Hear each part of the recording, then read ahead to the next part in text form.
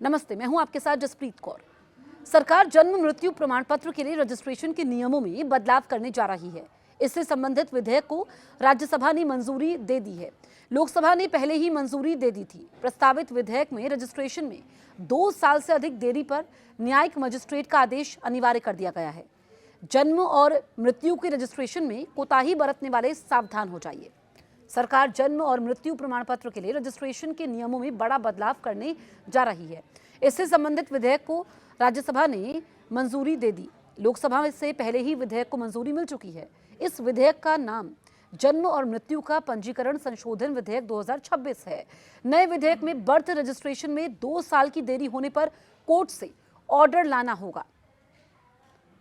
आज 2 बार के स्थगन के बाद दोपहर 2 बजे जब उच्च सदन की बैठक दोबारा शुरू हुई, तब उपसभापति हरिवंश की अनुमति से गृह राज्य मंत्री नित्यानंद राय ने जन्म और मृत्यु का पंजीकरण संशोधन विधेयक 2026 पारित करने के लिए पेश किया। राय ने सदन में विपक्ष के हंगामे के बीच ये विधेयक पेश किया।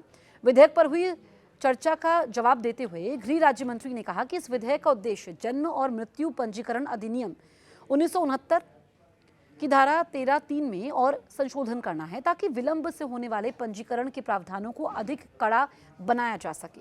मौजूदा प्रावधानों के तहत अगर जन्म या मृत्यु का पंजीकरण 1 वर्ष से अधिक की देरी से करवाया जाता है तो इसके लिए जिला मजिस्ट्रेट, इसके अलावा एसडीएम और किसी कार्यपालक मजिस्ट्रेट के आदेश की आवश्यकता होती है।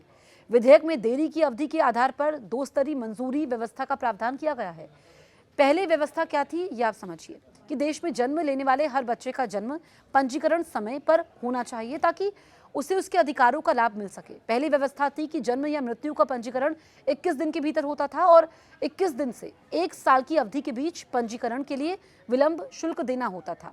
उन्होंने कहा कि जन्म और मृत्यु का 1 साल के अंदर सामान्य प्रक्रिया से पंजीकरण होता है और इसमें कोई बदलाव नहीं किया गया है।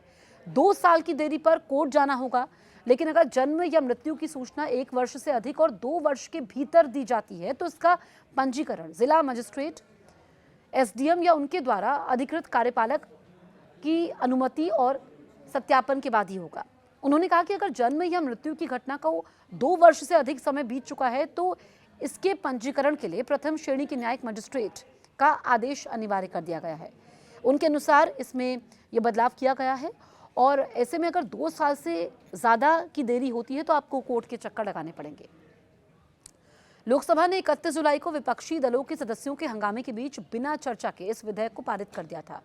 विपक्षी सदस्यों ने कहा कि यह अत्यंत महत्वपूर्ण विधेयक है और गृहमंत्री अमित शाह को सदन में होना चाहिए। विपक्षी सदस्यों ने गृहमंत्री की सदन में अनुपस्थिति को लेकर नारे भी लगाए। हंगामे के बीच ही विधेयक पर संक्षिप्त चर्चा हुई और गृह राज्य मंत्री ने चर्चा का जवाब दिया। इस बदलाव की जड़ 2023 में किए गए संशोधन में है।